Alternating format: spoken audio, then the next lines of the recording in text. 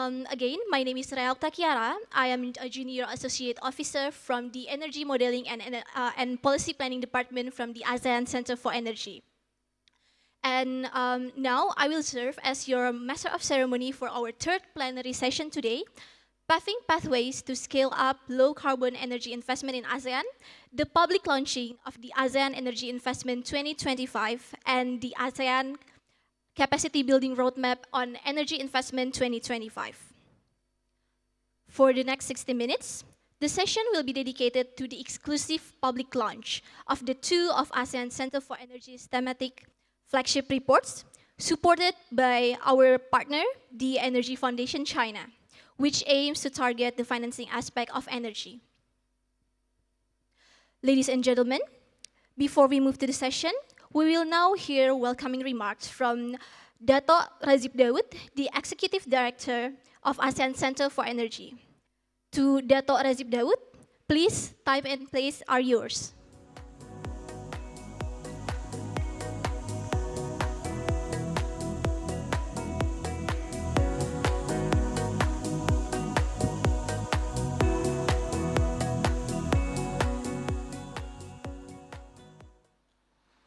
Thank you, Madam MC. This is my third time on stage this morning. Bismillahirrahmanirrahim. Assalamualaikum warahmatullahi wabarakatuh. Salam sejahtera and very good morning or good afternoon to all of you.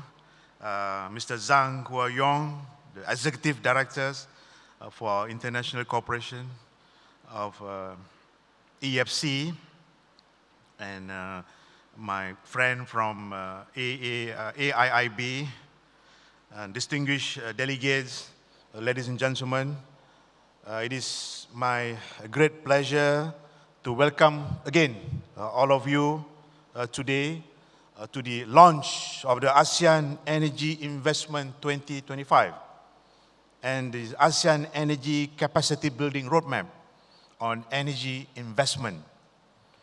These two important documents shall support ASEAN toward a more secure and affordable energy future through innovative, sustainable financing. Indeed, this aspect is the bedrock of our ASEAN energy cooperation for the future. Excellencies, ladies and gentlemen, without this innovation or without this innovative and sustainable financing mechanisms, even the most promising project risks stagnation. We must mobilize public and private capital, mitigate investment risk, and foster enabling environments that can attract long-term commitments. And financing is about trust, vision, and shared opportunity. So this launch represents more than the completion of two reports. It marks an essential milestone in our collective journey toward a sustainable, resilient, and integrated ASEAN energy future.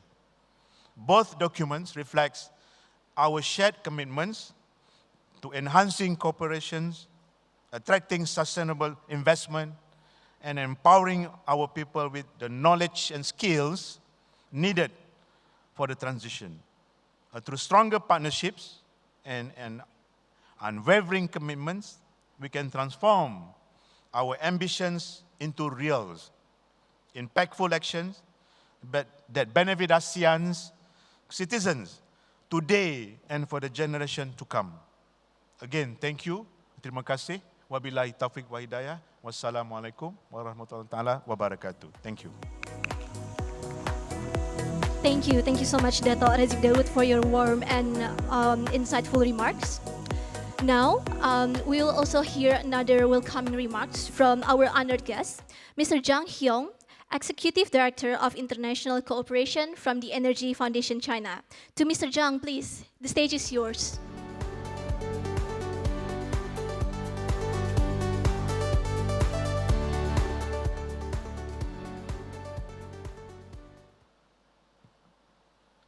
Okay, good morning, ladies and gentlemen, especially our long-term partner, Dato Razib Dawood, Executive Director of ASEAN Center for Energy.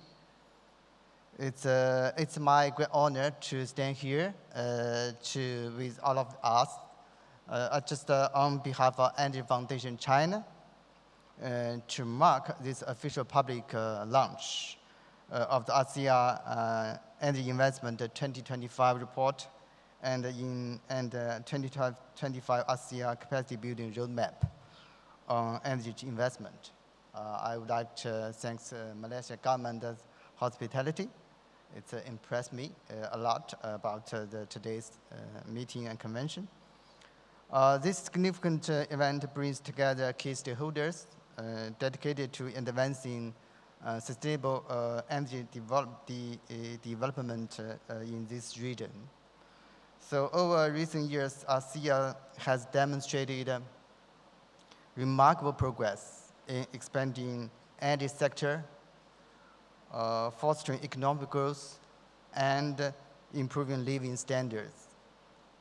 However, these advancements also pose new challenges, ranging from energy security and affordability to the urgent need for sustainable and renewable energy sources. It's precisely with this context that the insights and the strategies outlined in this report become critical. The ASEAN Energy Investment 2025 report provides a comprehensive assessment of current investment trends, opportunities, and challenges. It offers valuable guidance for policymakers, investors, and industry players to make informed decisions that align with ASEAN's long-term energy goals.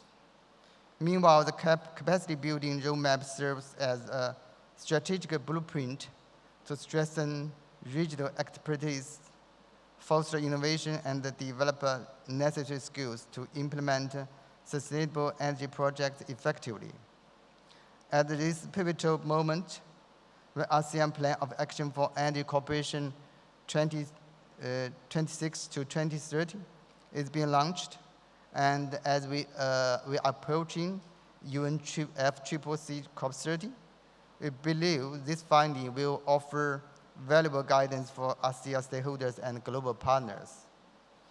At Energy Foundation China, we believe that regional cooperation, knowledge sharing, and capacity building are essential for unlocking the full potential for ASEAN energy sector.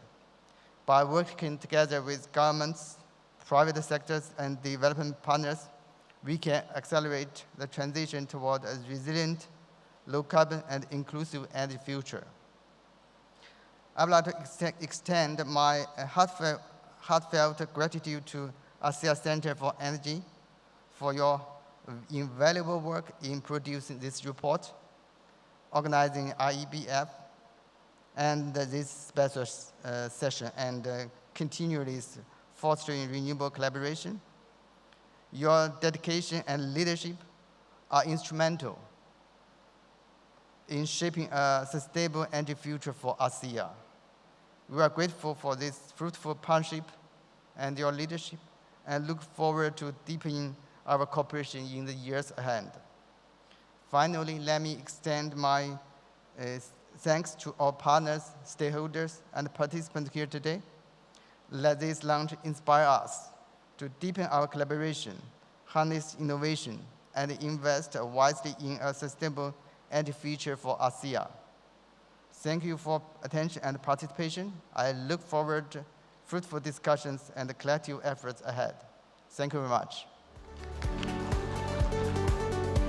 Thank you so much, Mr. Zhang, for your warm greetings and also sharing the remarks with us.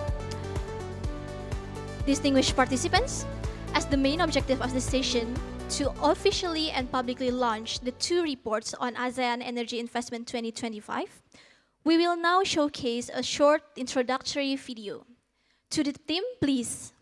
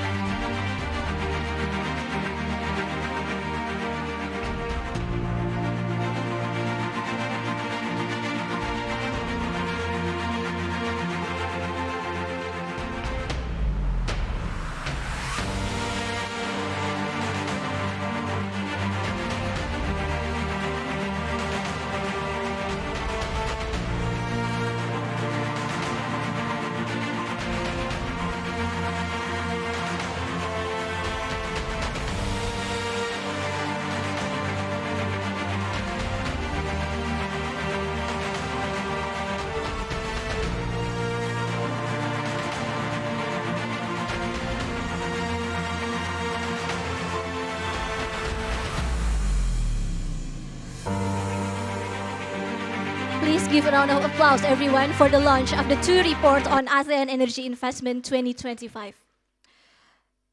This marks another milestone for the region's effort in securing a sustainable future in energy sector. And to commemorate this momentum, I would like to kindly ask several people to come join us to the stage and take a picture presenting the newly public launch of the reports. First, I would like to invite Dato Razib Dawood, Executive Director of ASEAN Center for Energy. Next, Mr. Zhang Huiyong, Executive Director of International Cooperation Energy Foundation China. And then Mr. Rajat Misra, Director General, Public Sector Clients Department of Region 1 from ASEAN Infrastructure Investment Bank. Next, Mr. Koh Kang Sen, Chief Operating Officer from SEDA, Malaysia. And last but not least, Dr. Zulfikar Yurnaidi as the Manager of Energy Modeling and Policy Planning from the ASEAN Center for Energy.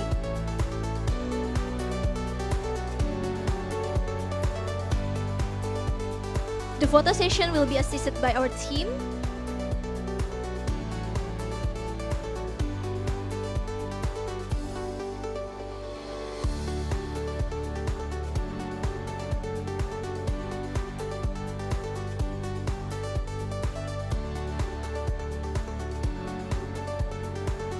Thank you everyone for commemorating this event of public launch of the 2 reports.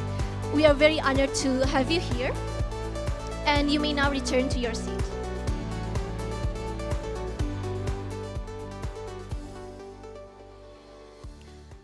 Ladies and gentlemen, we would like to take a brief moment to express our gratitude to Dato Razib Dawood, the Executive Director of ASEAN Center for Energy, for sparing his time to join us at this plenary session and also sharing his remarks. Unfortunately, after this, he will have to attend the another official agenda, and so we wish him the best of luck for his next commitment. Now, to move forward with our agenda, we would like to provide a clearer and wider understanding of the topic of energy financing with presentations and then followed by a panel discussion. The first to deliver his keynote presentation will be Mr. Rajat Misra, Director General, Public Sector Clients Department of Region 1, ASEAN Infrastructure Investment Bank. Please, Mr. Rajat Misra, join us to the stage.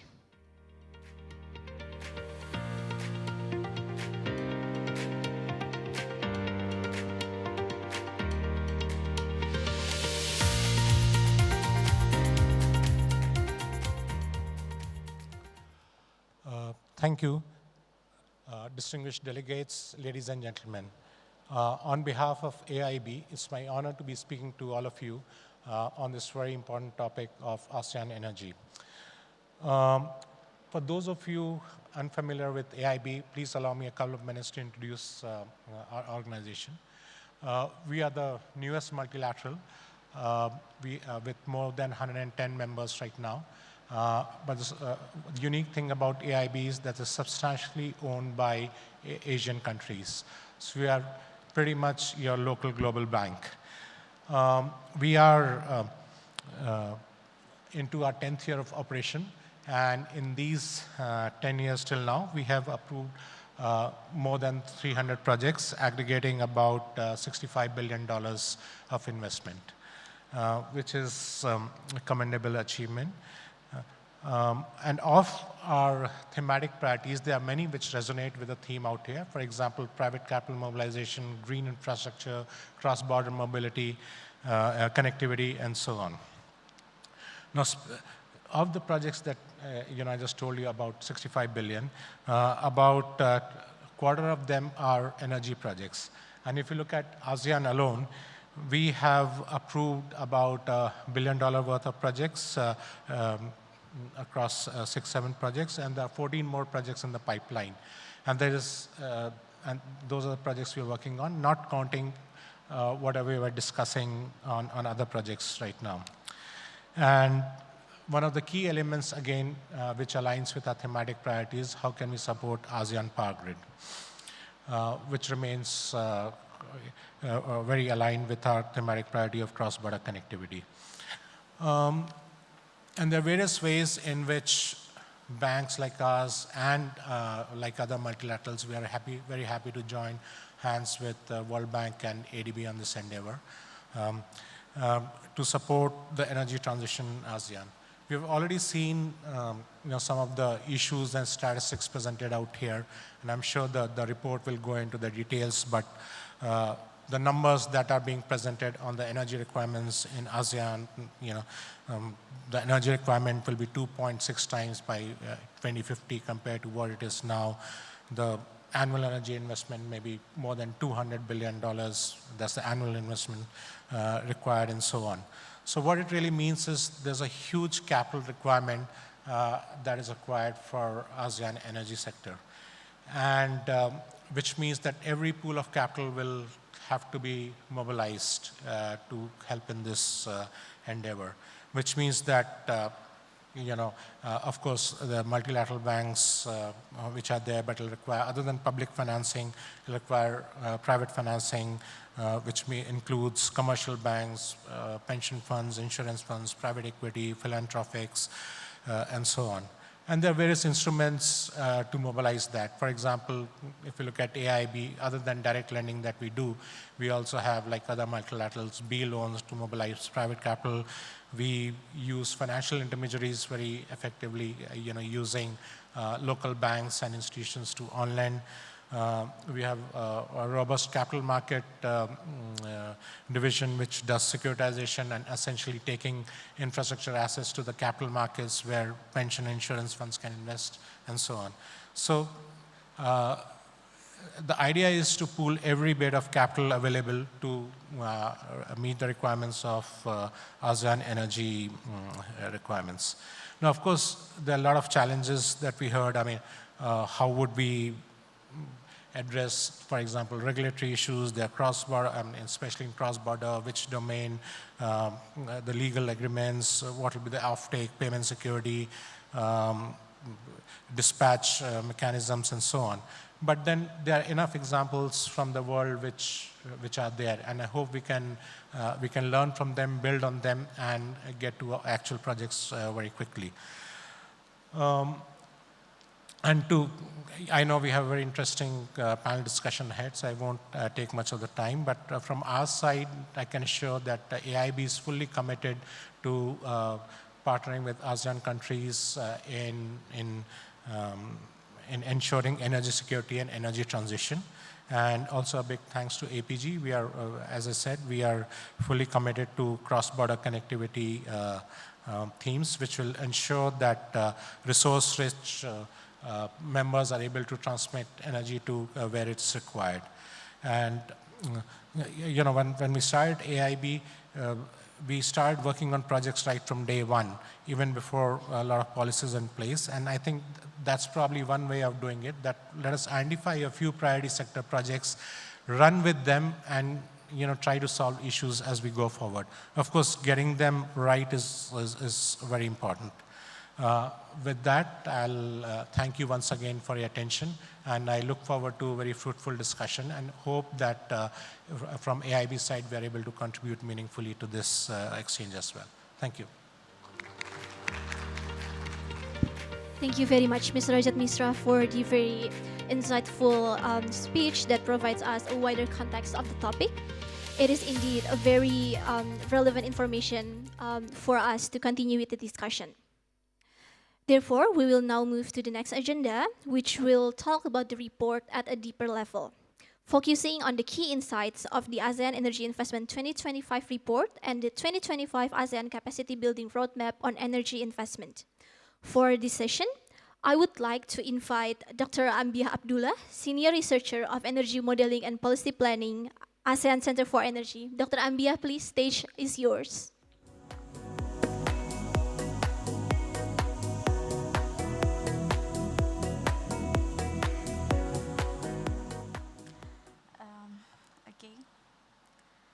Good morning, distinguished guests, dialogue partner, and participant. On behalf of the ASEAN Center for Energy team, it is a great honor to join all of you to public launch of our two critical report on 2025 ASEAN energy investment and ASEAN capacity building roadmap on energy investment. These two reports are critical because, as mentioned by Dato in the morning in the opening remark, that now we are preparing for the upcoming ASEAN Plan of Action for Energy Cooperation 2026-2030. Finance is one of the key enablers that ASEAN would need to achieve its next 5 years target on accelerating decarbonisation and enhancing energy security for a just and inclusive energy transition. I think I have slide. Would somebody? Okay, sorry.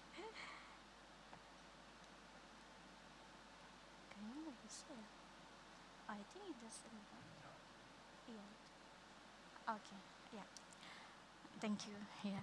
So in the following slide, I will highlight the key finding of these two reports.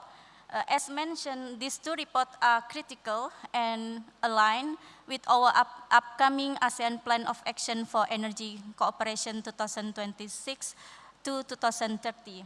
These two reports complementing each other. So the structure consists from the current state and progress of the ASEAN energy investment, enabling policy, key barriers, financing mechanism, and we also mentioned some global case study that ASEAN would need to learn from available best practice at the global, and also the report proposed capacity building priority for energy investment for the upcoming ASEAN Plan of Action for Energy Cooperation. And now let us look how is the progress, the state and progress of the ASEAN member states on several indicators on energy investment. So if we look, like half of the EMS already achieve 100% of electrification, while other also show progressing, good progressing on electrification and energy access. And if we look on the target that AMS announced as of 2025, most AMS have set target to have renewable energy share in their power generation around 40 to 51% of RE share in power generation by 2035, and it increased up to 71% of the RE share in total power generation by 2050. However, if we look on the gap of the investment, I think DG Razib also mentioned, investment gap is still huge. The ASEAN investment gap, based on several studies, range from 68 billion US dollar to 200 billion US dollar per year, is found as the energy investment gap that ASEAN still facing and struggle to solve this problem. So if we look on the problem, why this huge and significant investment gap happen in ASEAN energy sector, the key factor range from the uncertainty of the policy, regulatory framework, and availability to access to the finance are among the key factor behind this investment gap ASEAN face.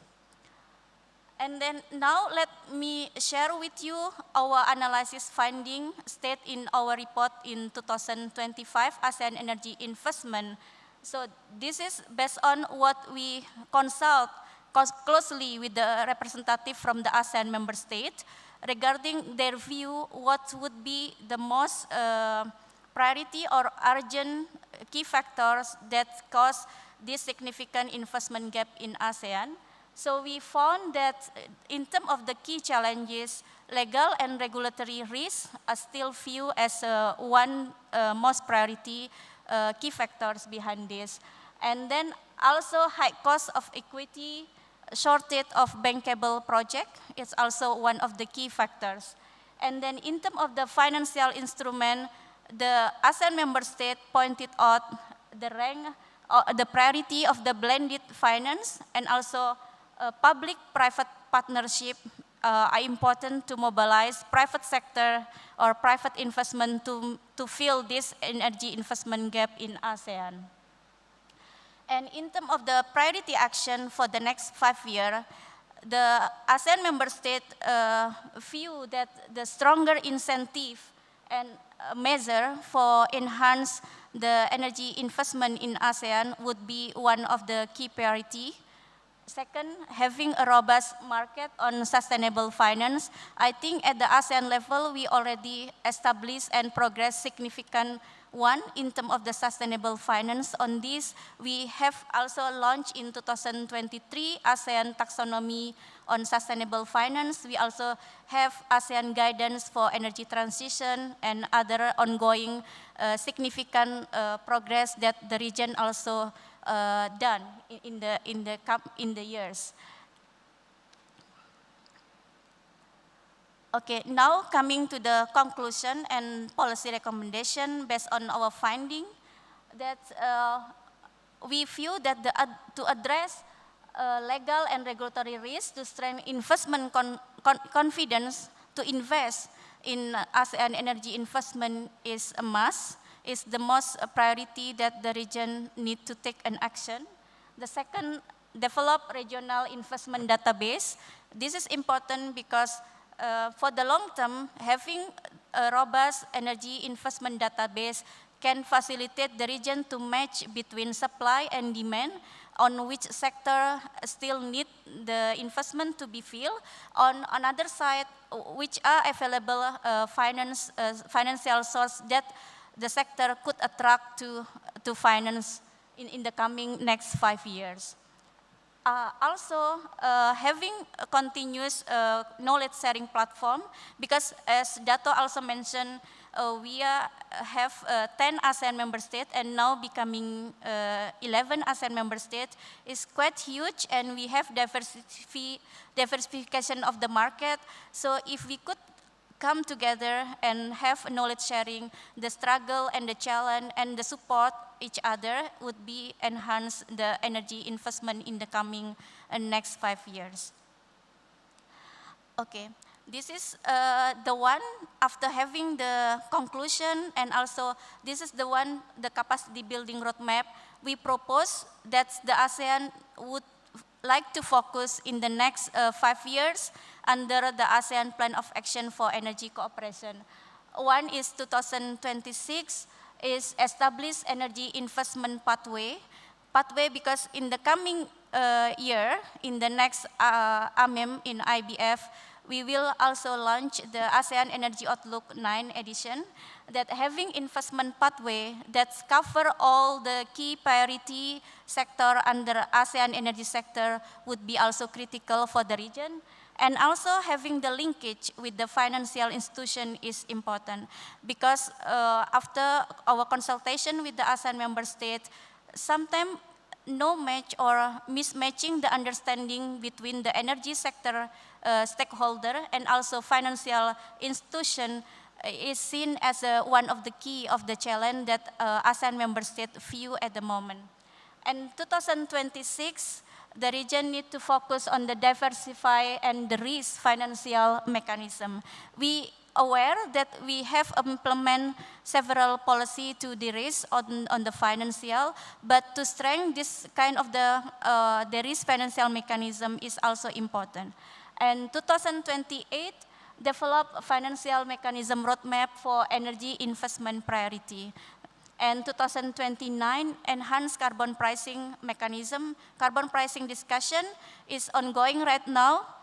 And then in 2023 is develop net zero transition investment roadmap for the ASEAN energy sector. So before I close, again, on behalf of the ASEAN Center for Energy, we would like to say or express our sincere thanks to our partner, Energy Foundation China, and ASEAN member state, and also dialogue partner for their significant support that's making these two important reports available. So we encourage all of you to download of these two reports, either to QR code or to this link. These reports are available online right now, and to explore the key finding and found the opportunity how we could work together for the better of ASEAN. Okay, thank you very much. This is the end of my presentation. I look forward to working with you for the better of ASEAN. Thank you very much, Dr. Ambia, for your presentation and highlighting the key points of the 2 reports launched today. Ladies and gentlemen, now that we have touched the base of the main topic of this plenary session, let us proceed to expand our conversation today with a panel discussion, which will be led by our moderator, Dr. Zulfikar Yunaidi, Manager of Energy Modeling and Policy Planning, ASEAN Center for Energy. Dr. Zulfikar, I will pass the session to you, and esteemed participants, please enjoy the panel discussion. Thank you. Okay, good morning, ladies and gentlemen, very close to lunchtime. So I would like to directly call the 4 panelists that we will have in today's sessions. So first, I would like to call Mr. Koh Keng Sen, the Chief Operating Officer from Sustainable Energy Development Authority, SEDA, Malaysia. Second, I would like to invite Mr. Chen Ji, the Managing Director, Global Institute of China International Capital Corporations, or GICICC. Please. Dr. Alan Wang, Executive Director, APEC Power and Renewables, S&P Global Commodity Insights. And last but not least, Dr. Sun Zhang, the Chairman, International Society for Energy Transition Studies. Please. Thank you very much.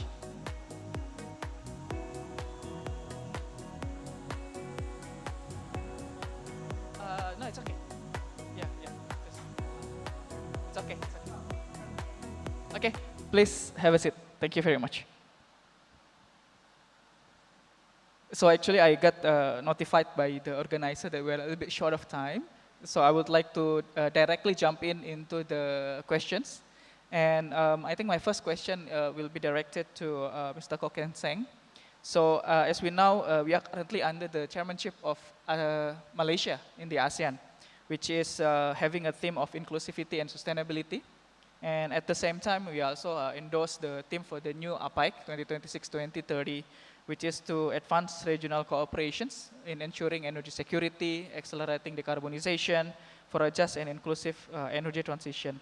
So on this theme, what will be the opportunities that you can see, especially for the region in attracting and scaling up the energy investment in ASEAN? And maybe related to that, what type of supports that we required from our dialogue partners and international organizations? Okay, thank you, Dr. Zulfikar. Very good afternoon, ladies and gentlemen. I'm happy to be here to share some insights on today's topic together with my fellow esteemed panelists here today.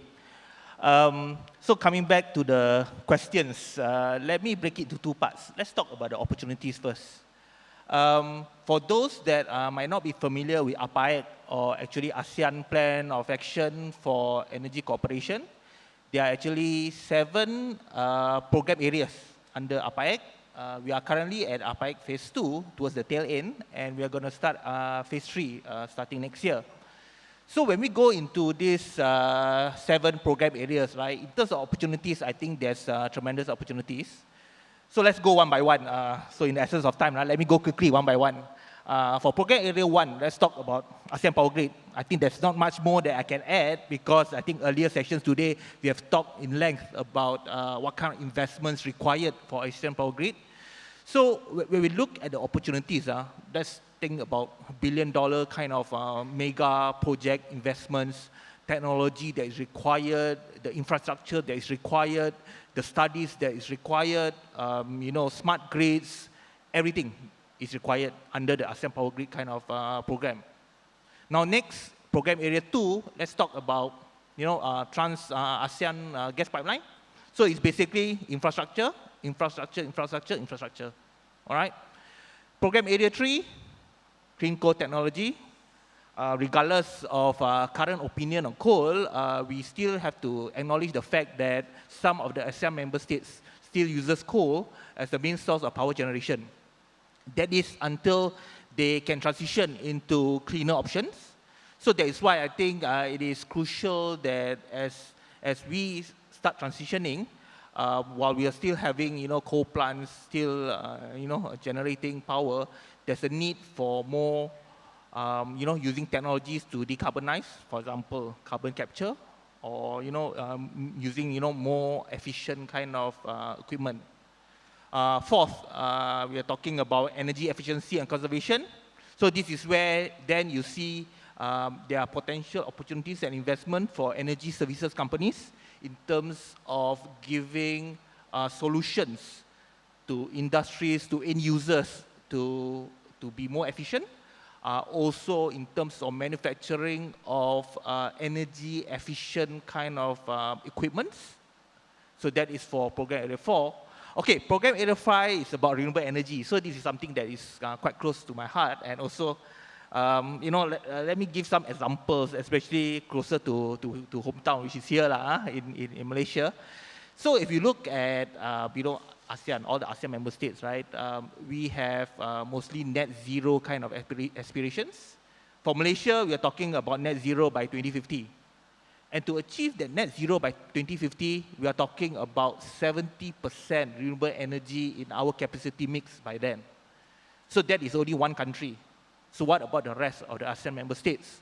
So can you imagine the amount of investments, future plan up kind of, in terms of technology that is required, and other than technology, other than the typical technology of solar, biomass, biogas, more hydro, geothermal, wind, then there is the need for emerging technologies such as batteries to come into play because, example, for Malaysia's example, we do not have much wind here, so we are reliant mostly on solar.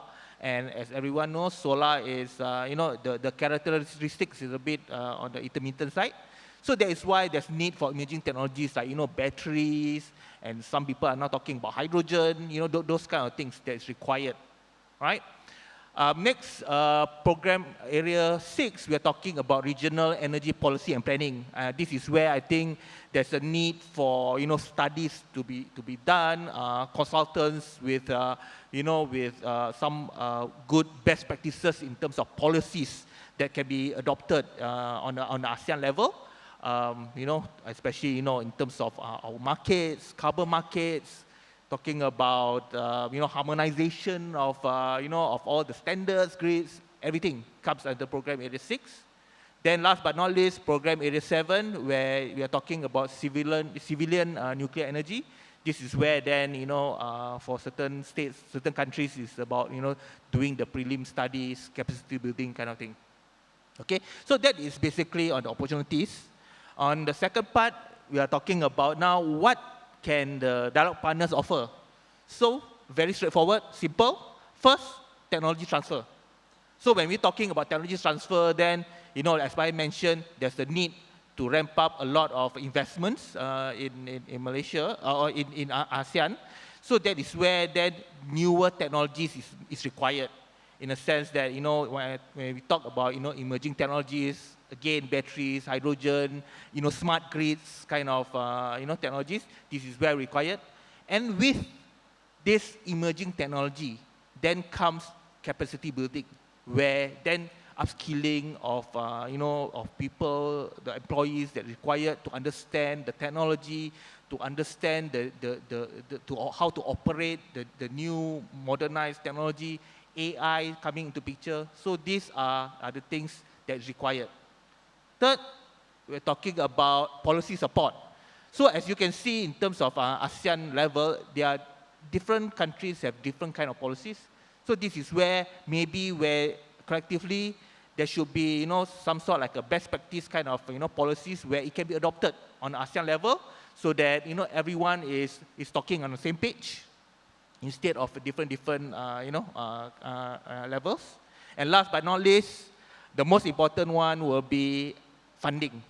So this is where I think, in addition to funding, the more important one will be cheap funding. So the cheaper the funding that can be obtained, then I think it will definitely help in terms of energy investments in ASEAN. Right? Thank you. Yeah, thank you. I mean, I cannot explain better on the 7 program areas required investment on each.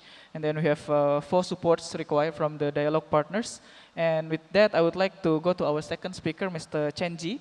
As mentioned before by Mr. Ko, that finance is, of course, one of the key challenges in scaling up investment in ASEAN. But currently, we noted that maybe only 20% of investment in the region coming from international financial institutions.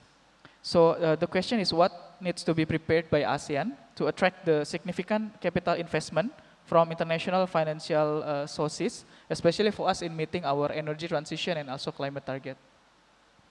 Thank you very much, and thank you for the invitation. It's very interesting that you mentioned a very specific number, the 20%. I think that's from IEA report a couple of years ago. It's a very interesting figure because if you deep dive into that figure, you will see the IEA is talking about the total energy investment, not specifically for the clean energy investment. So if you take that into account, that means they're talking about the investment to fossil fuel, to power transmission lines, all these kind of infrastructure, and of course the generation, the clean power generation, and EV, etc. So it basically includes everything that is related to energy, from the supply side to the consumption, energy efficiency.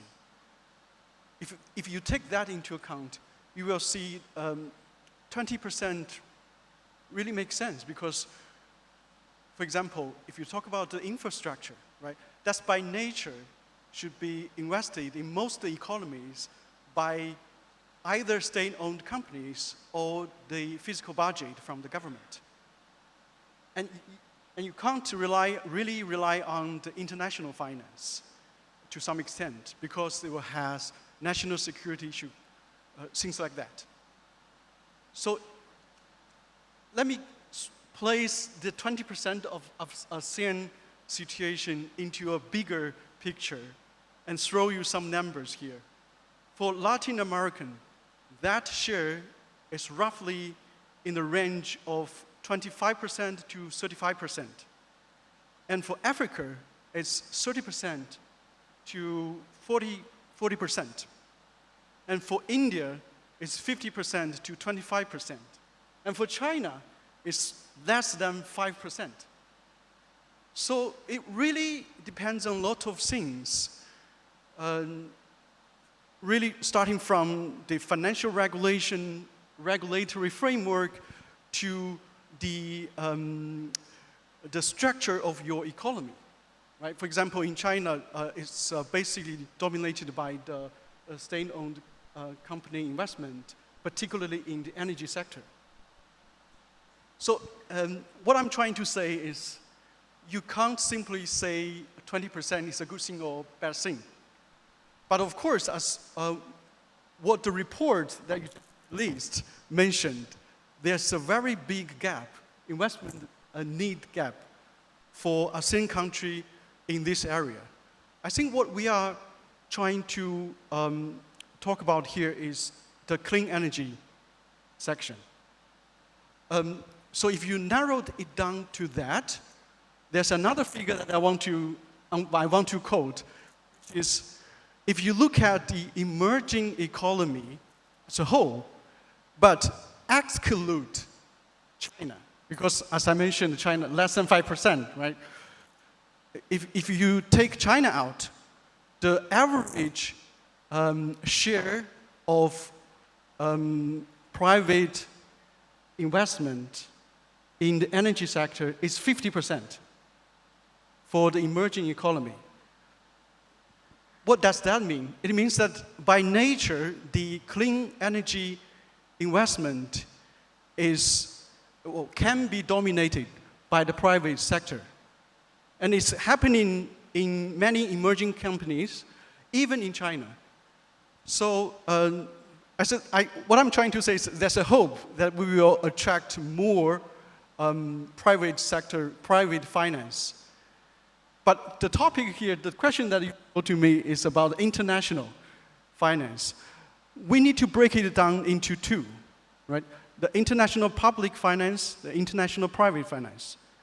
I think just like what the AIIB colleagues mentioned, they are basically talk about the international public finance. I think we should be very specific, or we should be aware that the role of international public finance and the international private finance. The role of international public finance is, of course, is a catalytic role that public finance need to play to de-risk most of the risks so that the private finance can be crowded in. And for the international private finance, I think the role for example, for ASEAN economy is that it can bring technology, of course, of the, more finance, and I think what is also important is it can bring the efficiency of the system. So I think we should be very clear what kind of role that international finance can play. I will stop here. Thank you very much. Starting with dissecting again the 20% and also comparing with the share from other countries, and also how we can differentiate between the international public and private finance and how to attract those. I think it will be very great lessons, especially related with the report that we just launched. And I'm moving to Dr. Alan Wang. So in relation with the investment that was just discussed, in our report, we noted the three risks perceived by the private sectors are the uncertainty of project revenue, high cost of equity, and also the shortage of bankable projects. So how do you think we can explore mechanisms so we can address this risk? And maybe especially I also want to hear your thoughts about renewable energy certificates in its potential in addressing these issues. Thank you. Okay. Thanks for the question, and thanks for having us at this panel discussion.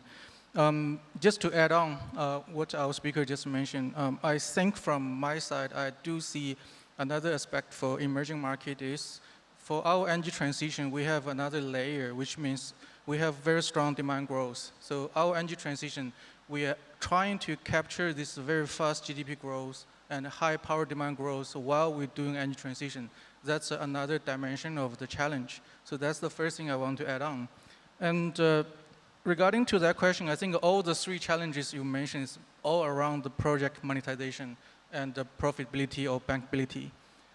If we look at ASEAN countries in the last few months, we do see even more ambitious and a stronger willingness to do energy transition. For example, if you look at the Vietnam PDP 8 revision, if you look at Indonesia IOPTL, the new version, all these countries, they show even stronger willingness to push their renewable or clean energy forward. That's a very, very clear sign we have seen on the market. And back to Asia, the first thing I want to, back to ASEAN, the first thing I want to highlight is the policy support is still not outdated. Because when we talk to the market, we feel like, okay, especially for solar and the wind development, we're moving away from FIT to competitive tenders. Does that mean we don't need any government support? It is actually not. If you look around the global market, in the North America, we have a PTC, ITC, tax incentive. In Japan, we have LTDA. And in Australia, we have a capacity investment scheme, CIS. All these government incentives are very important to provide additional policy support and the revenue stream to the renewable and clean energy technology projects. So that's very important. I don't think the government's role is like fading out and getting weaker. It's even stronger. We need more support, especially for those more expensive and new technologies. We need extra support. If you look around, like a Japan LTDA, they're focusing on long duration battery, longer than 6 hours. If you look into South Australia, by end of this month, there's going to be a special tender called FERM. It's going to be targeting 8 hours duration battery. So you can see all these emerging technologies, more expensive ones, we need additional support from the policy side, from government. And then another thing I want to mention is the policy is always a matrix. It's not only giving subsidies is creating multiple roles. For example, if you look around the renewable tenders across ASEAN, so we're still trying to compare like local content requirement, any foreign ownership cap, and does we sign PPA using USD as the indexation? So all these bring up together to affect the final profitability of each of the project. So that's the second thing I would like to mention. This is the metrics thing. I'd like to give you an example. I have some numbers from Australia market. For 2024, from our research, all the utility level battery storage, how they get the revenue. 70% of the revenue is coming from the energy market price arbitrage. 6% revenue coming from the negative price. When they charge, they get paid. 3% of the revenue coming from the regulation, FCAS, frequency regulation. And then another 21% coming from the emergency or contingency FCAS market. You will see the market set up multiple monetization stream to the battery projects. And on top of that, for the new round of tenders, we have CIS, Capacity Investment Scheme, to give you additional benefit for each of the project. So that's to answer your question, that's the first level I want to say about the policy support. The second thing is a very, very strong or even stronger willingness to purchase green power from the corporate. Or we can call it a corporate PPA, we can call it a corporate green energy demand. As in Malaysia, we have seen this kind of a very booming data center new build, create additional power demand growth based on our organic growth that's additional. And all these tech companies, they're all seeking for greener or cleaner power supply.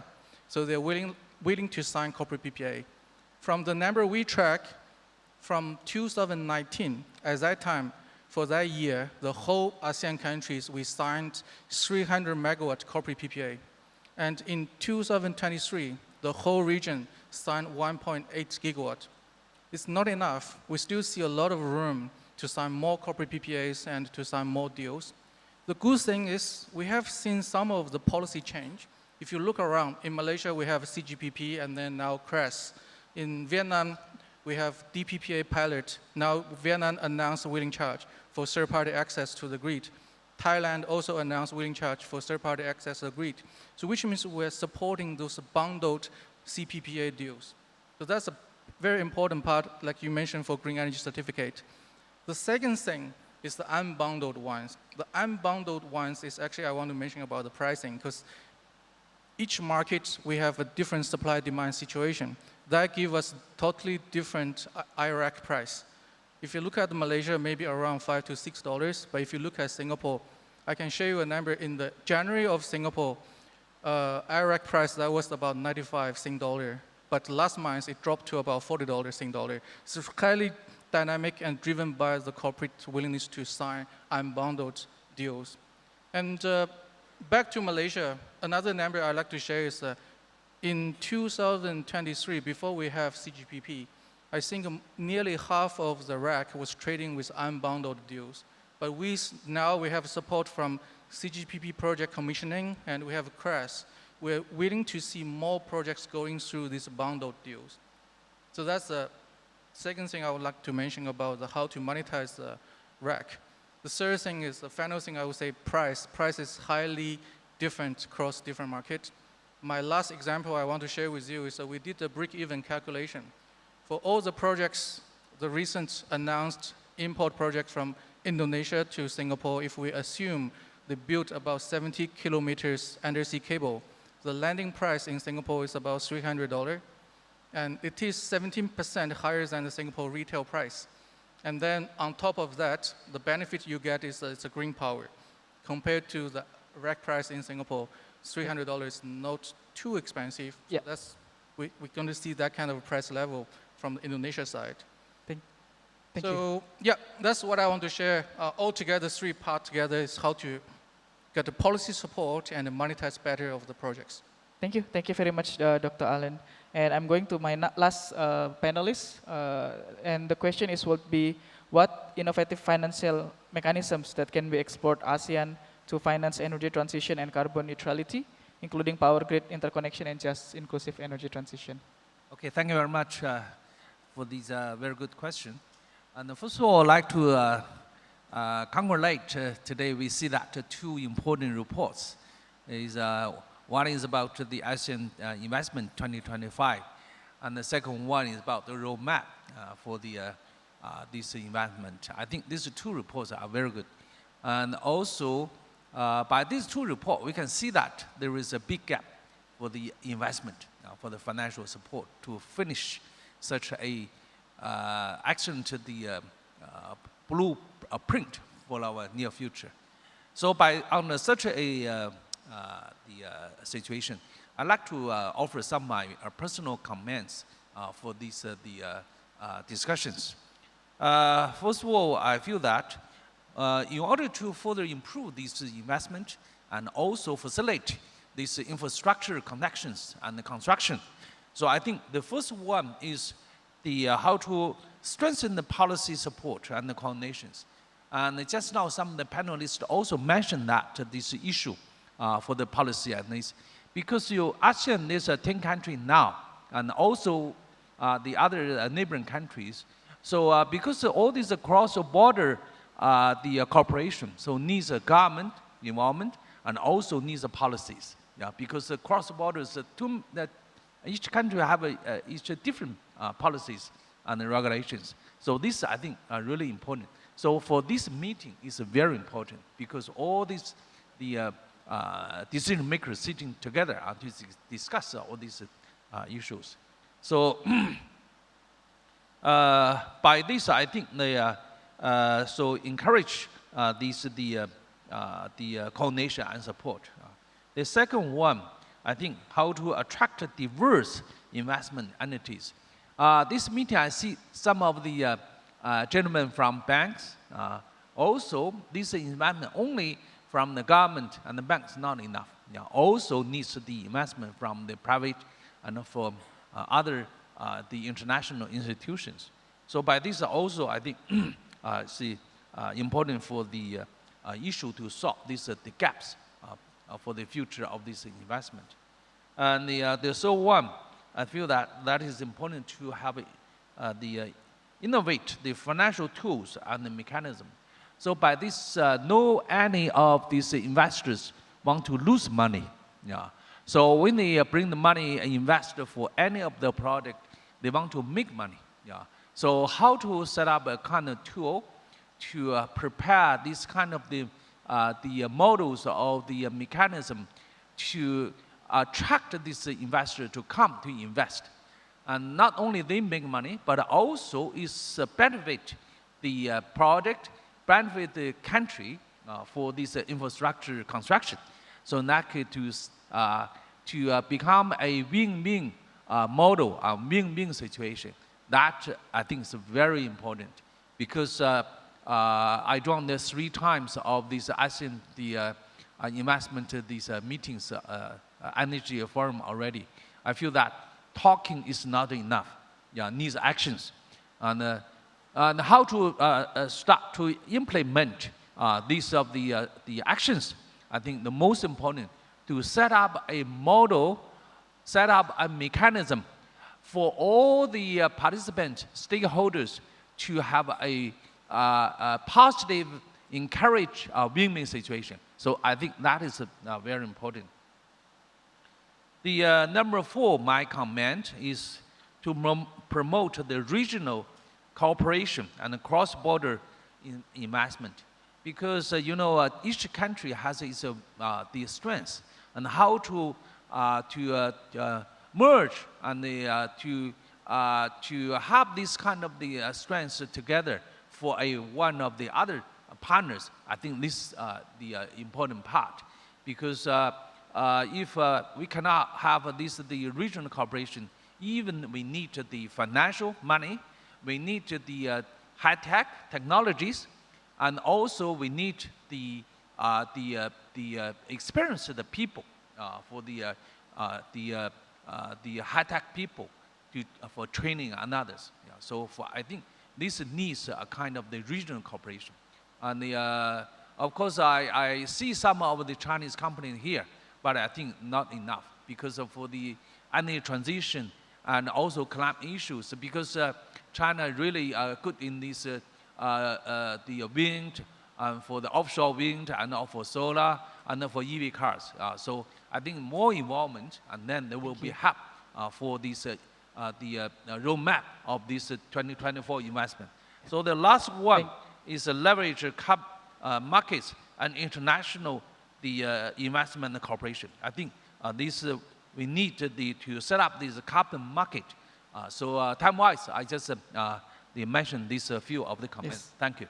Thank you very much, Dr. Sun. Apologize for the panelists that due to the time limitation, we cannot go further on the discussions, but I would like to close the panel discussion of now, and then maybe big applause to our panelists, and I will give the microphone back to our MC. Thank you. Thank you so much, our esteemed panelists, and also our moderator, Dr. Zulfikar, for the very insightful panel discussion. And ladies and gentlemen, this marks the end of the plenary session 3, and now I will pass back the mic to Ms. Daphne as the plenary MC. Thank you.